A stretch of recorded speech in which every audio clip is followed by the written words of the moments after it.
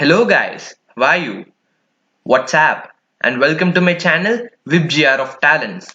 And in the previous video, we have looked about displacement and some introductory topics. If you haven't watched the video till now, watch it right now. The link is in the description. So in today's video, we will look about uniform motion and non-uniform motion in the beginning. So as you can see this Lamborghini here, let's take it an example. Consider this Lamborghini moving along a straight road. Let it travel 5 meters in the first second, 5 more in the next second, 5 meters in the third second again, and 5 meters in the fourth second again. In this case, the object covers 5 meters in each second. So, by this, we got a simple definition of uniform motion, that is, a body is said to be in uniform motion if it travels equal distances in equal intervals of time, no matter how small these time intervals may be. So, in our day-to-day life, we come across motions where objects cover unequal distances in equal intervals of time. Yeah, we sit in our classroom, even our teachers, and many times. So if you look at this car moving in crowded area, they move faster, they become slower. They move faster, they become slower. So if you look at this girl jogging in a park, she moves faster, again moves slower. So different objects may take different amounts of time to cover a given distance. Some of them move fast and some move slowly. The rate at which objects move can be different. So we knew the definition of uniform motion. Also, different objects can move at the same rate, which is known as speed. So the SI unit of speed is meter per second. This is represented by the symbol ms power minus 1 or m by s. The other units of speed include centimeter per second and kilometers, as you know. And then, to specify the speed of an object, we require only its magnitude. The speed of an object need not be constant. So, we describe the rate of motion of such objects in terms of their average speed. The average speed of an object is obtained by dividing the total distance traveled by the total time taken. That is, average speed is equal to total distance traveled by the total time taken. So now if we move forward, if an object travels a distance s in time t, then its speed v is nothing but v is equal to s by 2, as you can see here. And then let us understand this by an example. A car travels a distance of 100 kilometers in 2 hours. Its average speed is 50 kilometers per hour. The car might not have traveled at 50 kilometers per hour all the time. Sometimes it might have traveled faster and sometimes slower. Because of the traffic on the road, the speed might be changing. So now we have learned how to measure the rate of motion. So we have climbed a step above. So that is the end of the video. Thanks a lot for watching my video. And please do subscribe my channel WebGR of Talent. So now let's look at the questions and some examples from the NCERT textbook also and some other resources also. So the first one is example 8.1. An object travels 16 meters in 4 seconds and then another 16 meters in 2 seconds. What is the average speed of the object? We have learnt about average speed right now. So it might be easier for you to solve it. Try to solve it. Otherwise you can watch the answer over here. So I'm going to explain the answer now. The solution is total distance traveled by the object is equal to 16 meters plus 16 meters, which is nothing but 32 meters. Total time taken is 4 seconds plus 2 seconds, which is 6 seconds.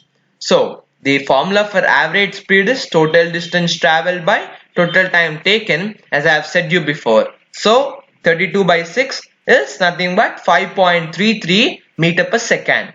Therefore, the average speed of the object is 5.33 meter per second. This problem is very easy.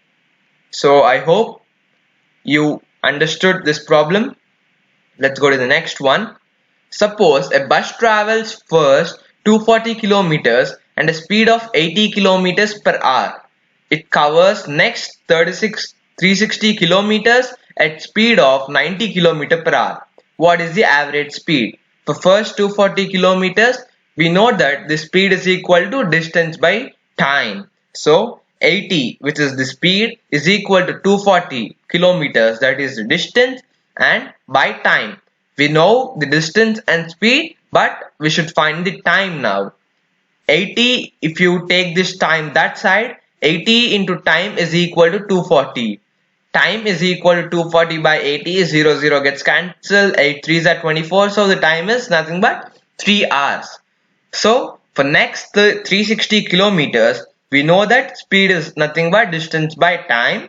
So the speed is 90 over here. So 90 is equal to 360 by time. It is same as the before we found for 240 kilometers. 90 into time is equal to 360. 360 by 90 is nothing but 4 hours. So then we'll calculate the average speed for the problem. Total distance traveled is equal to 240 plus 360, which is nothing but 600 kilometers.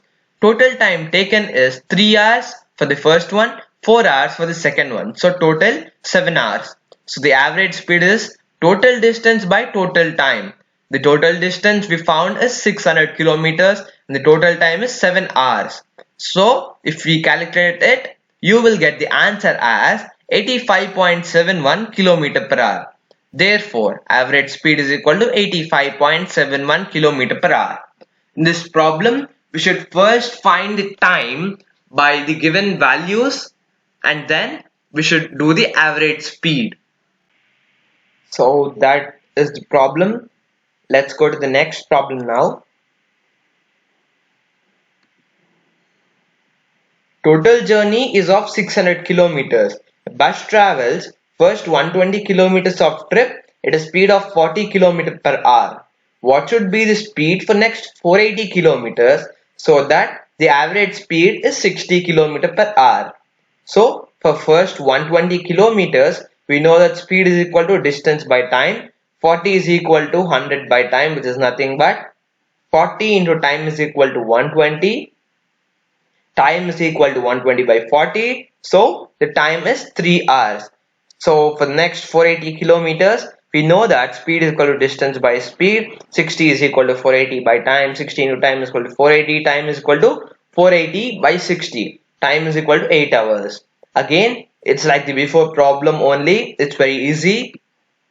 And now if we calculate the average speed, total distance traveled is equal to 180 plus 480 is 600 kilometers.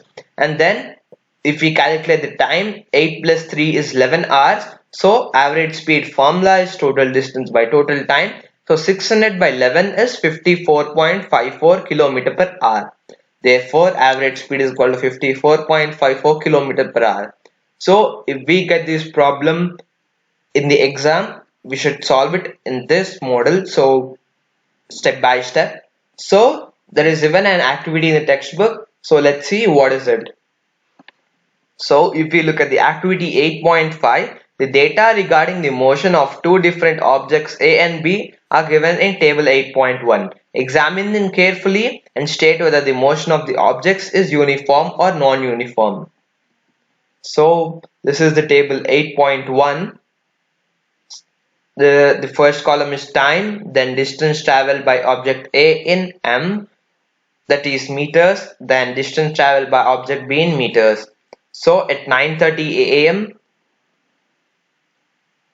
object A 10, B 12, 9:45 20, 19, 10, 30, 23, 10, 15, 40, 35, like that. So if you want to know which object is in uniform motion and which object is in non-uniform motion, just check it.